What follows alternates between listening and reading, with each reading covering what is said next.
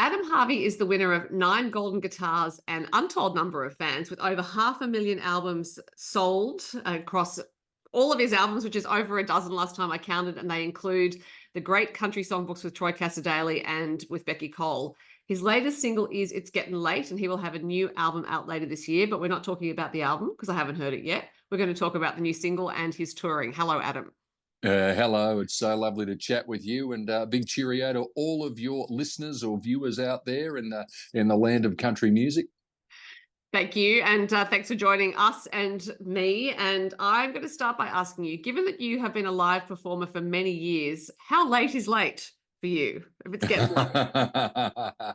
That's a really good point. It just depends on the situation, doesn't it? But I happen to have a neighbour. He's a lovely fella. He's an older fella who's retired now, and I don't think he's got much to do. And so whenever I'm out in my garage tinkering around and I've got the garage door up, he always calls in just to say hello, but then sits there for the entire afternoon and empties my beer fridge out for me, Right. while he's chatting to me. And he never, the thing about him, he never takes a hint. So even when I sort of try and get rid of him and say, "Oh, gee, mate, it's getting late," he looks at his watch and goes, "Yeah, you're right, it is. I better have one more." Right. So I thought there's got to be a song in this, and it's amazing how many people have come back to me and said, "Oh, I can really relate to that story because I know someone, or I've got an uncle, or that sounds like so and so down the road." So yeah, I think a lot of people can relate to that.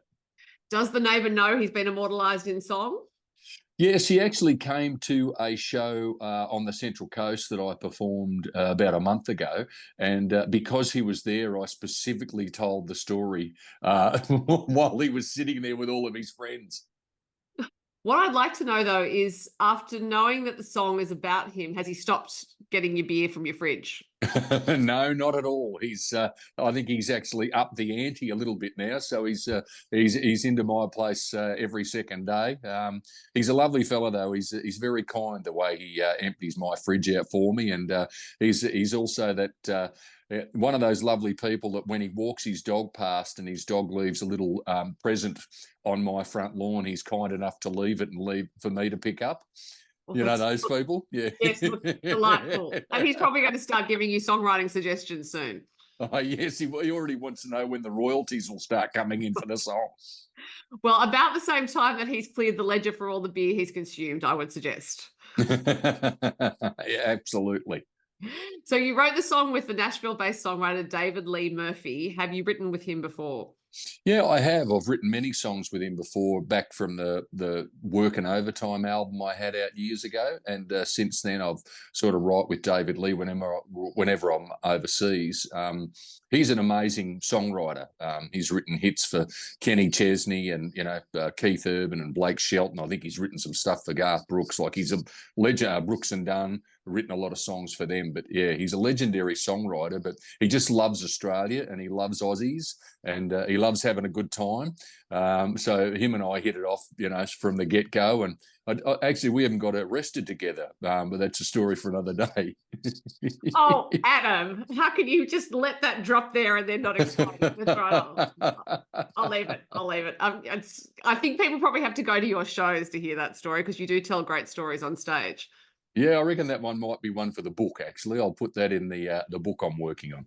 Right. So when you first met David, was it one of those situations where you go over to Nashville and you book some writing sessions with songwriters and you've never met them before and you're thrown into a room together? Or did you meet him as a referral from a friend of a friend sort of thing? Yeah, no, it was one of those things we'd never sort of met, and a guy called Rod McCormack, who's very well known in the music industry. He was working on that first album with me, and he said, "Let's go to Nashville and write some songs." And so he teed up through his contacts songwriting sessions with all of these, great American songwriters. And I got to say, I've never been so nervous the first time. You sit in the room with these guys that have written some of your favourite hits of all time, and you're almost too frightened to throw an idea out there or say, "What do you think about this line?" Or maybe I should say that here. Or it's really, God Almighty, I was nervous. But clearly it worked, and clearly he didn't detect you were nervous, or he thought the nerves were a good thing because you've written a lot of songs together. When you are writing songs, because given your schedule, you tour a lot, you would have other things going on, do you tend to just keep all your ideas for songs together, thinking, okay, I'm going to allocate a period of time to write, and maybe I'll go to Nashville and do it, or maybe I'll do it at home? Because I imagine that you probably don't have a lot of time to tinker with songs in between everything else. Yeah, that's a really good point. So I do get a lot of inspiration when I'm on the road and touring. And what I do, I'll come up with an idea, or someone after the show might tell me a story, a funny story, a sad story or something. And I'll think, yeah, there could be a song in that.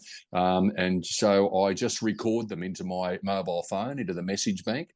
And then when I get a bit of time off the road and I go through all these ideas, I must admit, 9 times out of 10, I think, God Almighty, what was I thinking when I thought that was a good idea? That's terrible. But then every now and then you'll get one and you'll go, oh yeah, actually, yeah, I think that could work as a song. Is it instinct when you're going through those recordings? Is it that instinctual response of, yeah, that sounds like something? Or do you actually critically pick it apart when you're thinking, I don't know what I was thinking when I recorded that? It's actually like, oh, that melody's terrible, or that's a terrible lyric. That's a funny thing. You sort of you play it to people. Like, if you, some days songs just come together really quick. It's just a natural thing. It's like the words fall out on the paper. I've written songs with people in half an hour. Other times I'll work for months on end just over a song, trying to get it right, trying to go back and redraft it and think, oh, have I wasted that line? Is there something better I could say in that line there, or can I change this word or that? So yeah, some songs are really sort of really hard, and they take a lot of effort and work to get them happening. But what I find is usually the songs that just fall out on the bit of paper, they tend to be the better ones for some reason.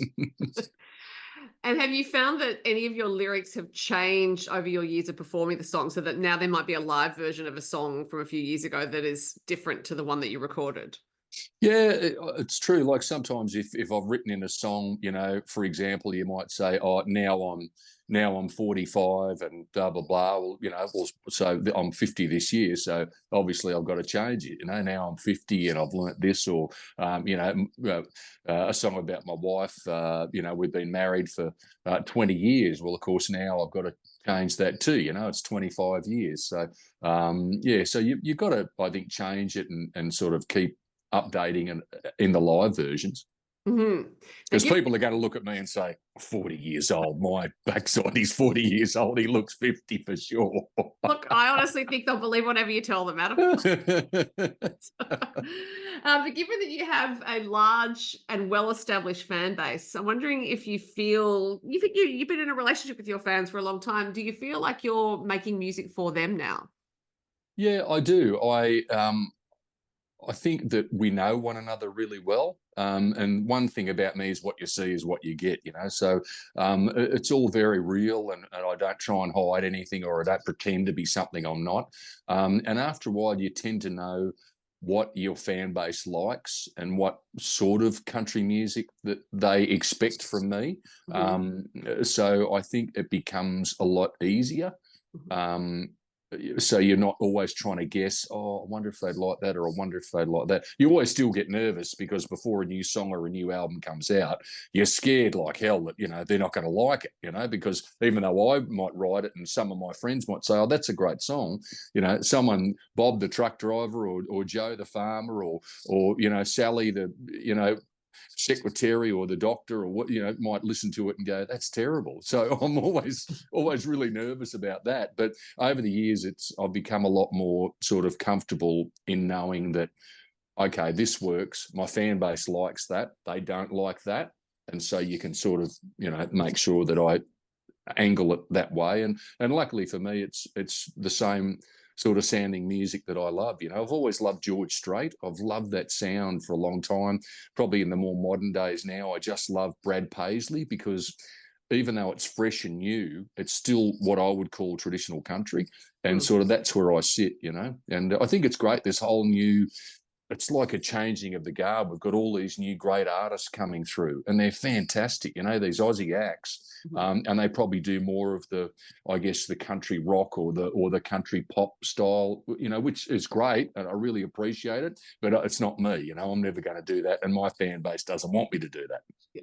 Well, that's right. And you know, you are very identifiably Adam Harvey. There's no one who sounds like you or who does a live show like you. So why would you change, honestly? Because it's that is that thing that there's comfort for your fan base in knowing that you're you, but also knowing that the consistency of quality is there. And I do think consistency is underrated, particularly in live shows. And you are, because it doesn't sound exciting, like it sounds like, oh, consistent, but your fans can turn up to your show knowing they're going to get a fantastic show. And I know because I'm one of them and I've been so yeah, why would you change? Thank you. Yeah, well, if it ain't broke, don't fix it, you know. And someone once said about Alan Jackson, who's another one of my heroes, country music legend.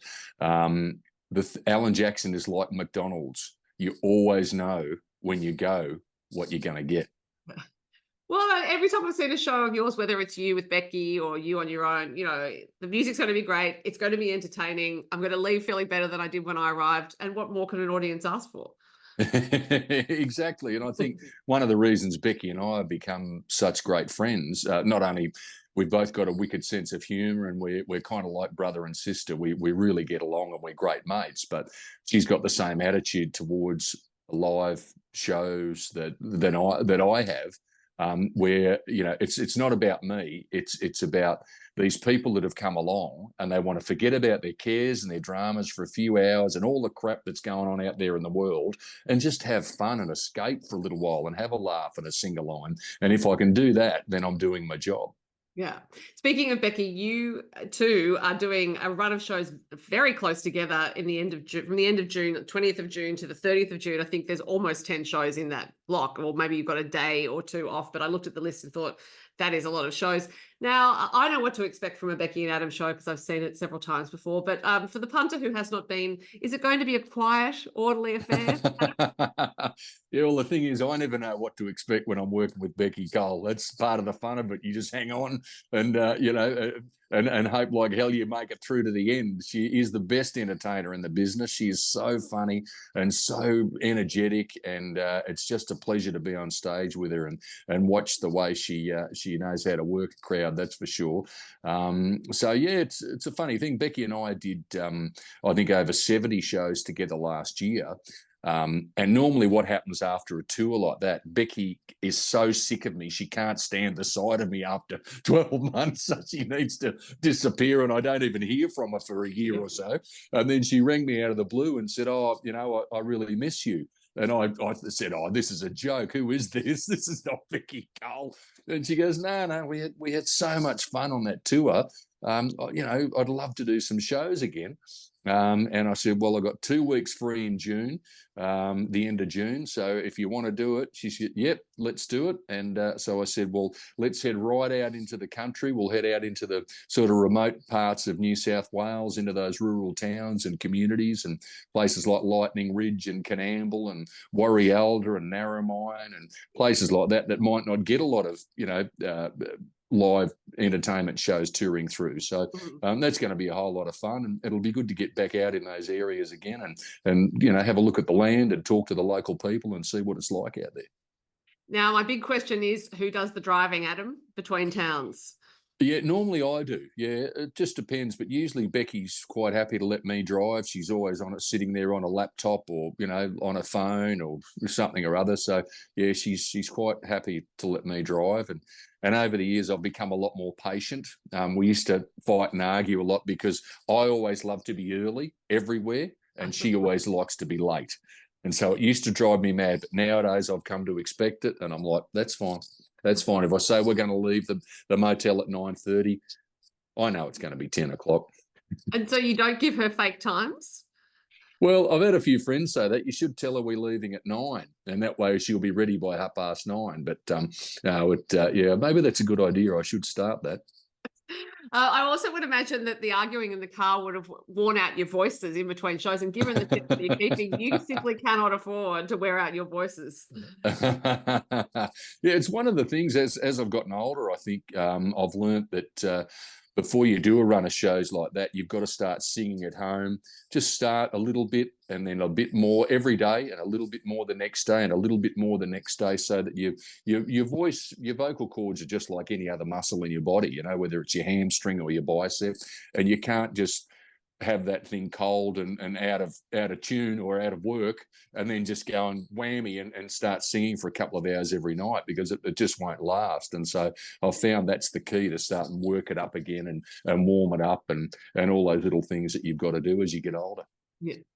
And before you do those dates with her, you are doing some dates on your own tour, which is the Songs and Stories. So are you taking the band from that tour to the tour with Beccy? No, actually, that one there, I've just got myself and another fella, Dave Pryor, who plays guitar, and he's a comedian too. He's a funny bloke. So he's coming with me for the South Australian shows. It'll just be the two of us, and I always love working with him. He's a great man, and we always laugh like hell. It's good fun.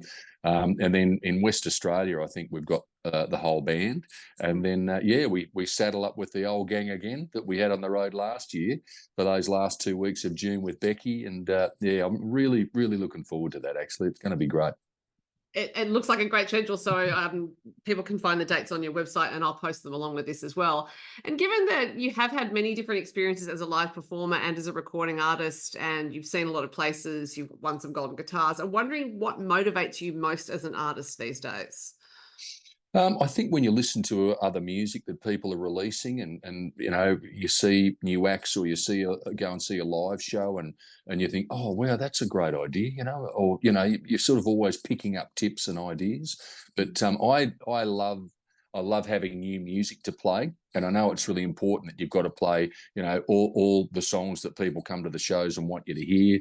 People often want to hear requests and call out songs and everything, and that's really important. But it's also exciting when you've got some new music, and especially, you know, I get really inspired when I've written a song and it's just me and a guitar I've recorded, you know, from this song I've written down. And then you go into the studio and this thing comes to life. It takes on a whole new life when you're in the studio with the band. And that's really exciting and inspiring.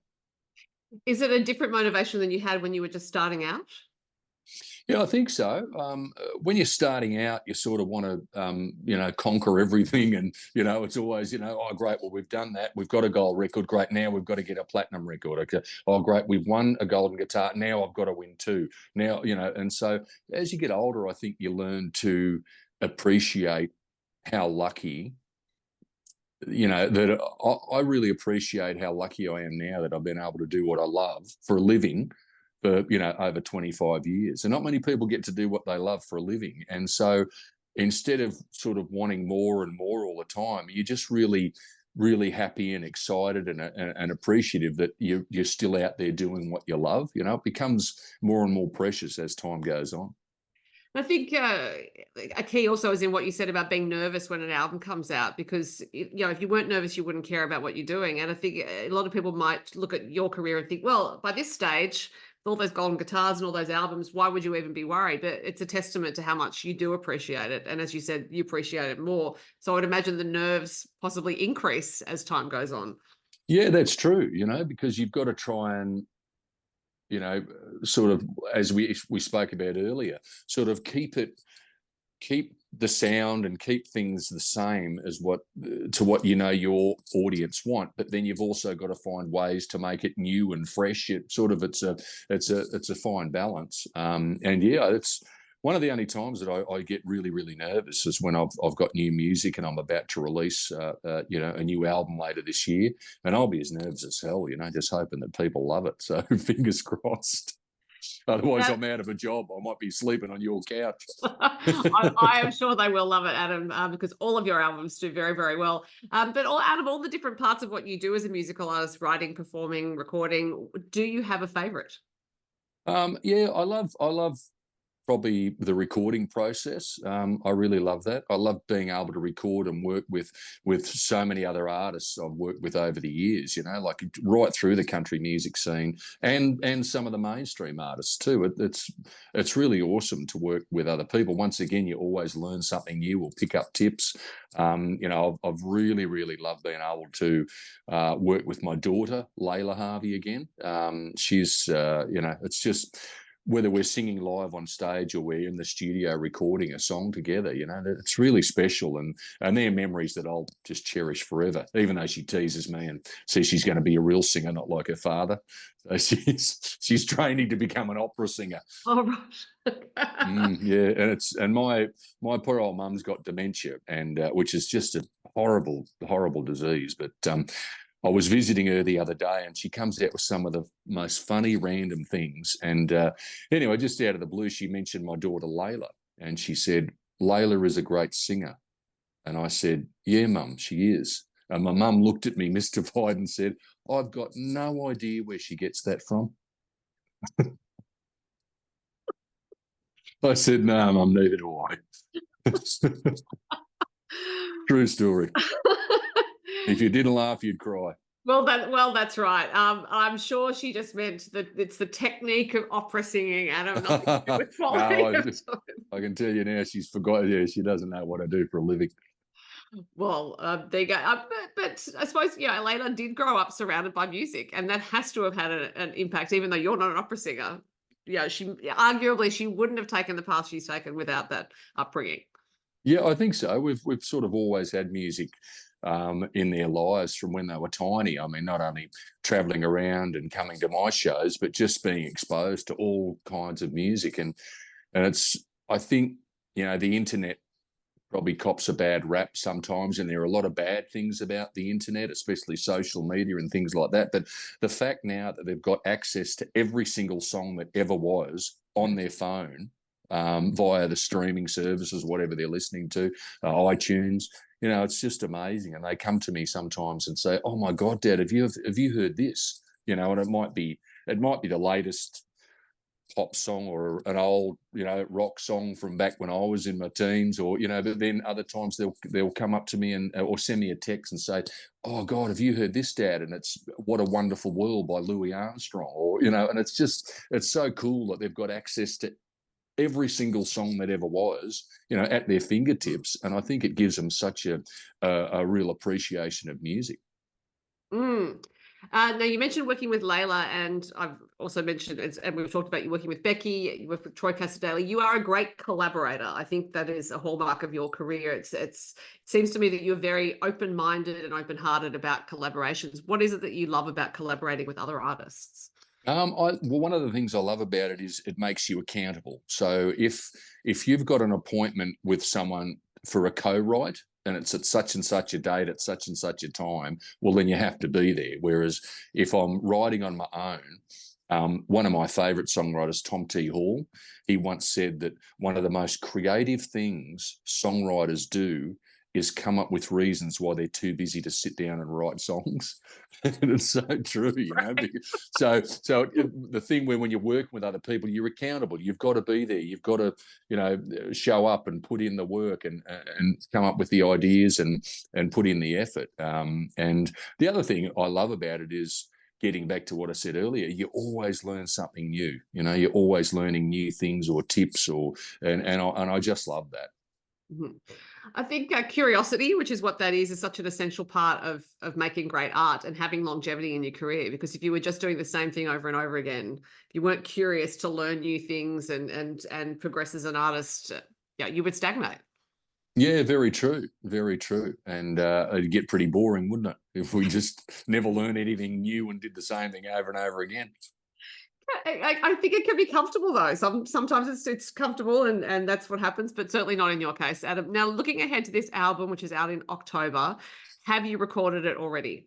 Yes, I have. So the album's recorded. I'm thinking about recording an extra couple of songs, actually. And they're songs that my daughter's written.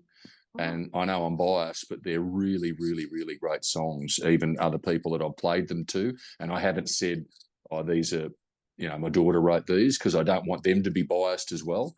So, yeah, I think I might record a couple of extra songs maybe in the next month. But basically, the whole album's done and dusted and, yeah, ready to roll.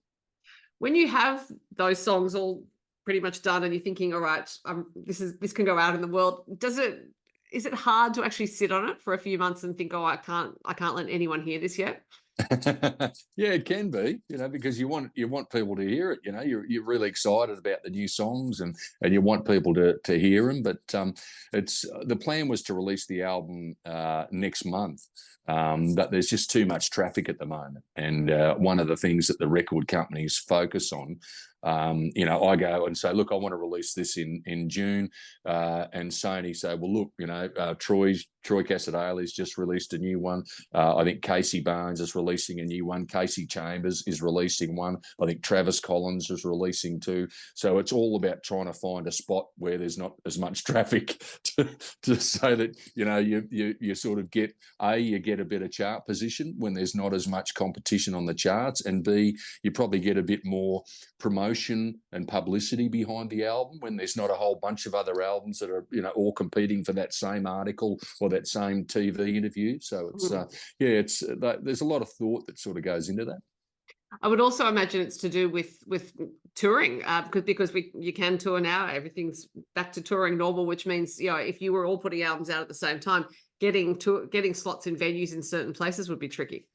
Yeah, and that's true too. And one of the things that a lot of my friends in the music industry have said to me is, you are so lucky you are not doing a major tour around Australia now. They said you really picked a good time to have some time off. And so I've sort of been off the road for most of this year. I'll do these a couple of shows that we've got coming up with Beccy, and then I'll probably just do a festival here or a gig there. And that way, hopefully the economy's looking a bit better. People have got a little bit more money to spend by the end of the year when I release my album in October, and then I'll sort of hit the road after that. It will also be going into summer, and that is, of course, a good time to be going out to show. Amen. It's starting to get cold here already on the New South Wales Central Coast. I'm not a fan of the cold. I love the heat. Well, and the other thing about releasing in October is by the time you hit Tamworth, your fans will know all the words to the songs. Hey, that's exactly right. So they can either boo or they can sing along, depending on what they think. I'm sure it'll be the latter. Chewing my fingernails. Well, the latest single is It's Getting Late. And as established, it's not necessarily about how late at night. It's about when things are just getting a bit too late to go on. And people can hear that now. It is out, and they can also look forward to your album in October. Maybe a single in between, I would imagine, and see you with Beccy. And on your own, I'll put the dates up. Adam Harvey, as always, what a pleasure to talk to you. Hey, thanks so much, Soph. I really appreciate that. And you've been a great supporter of mine over the years. So thank you for giving the tour dates a plug and supporting me once again. Pleasure.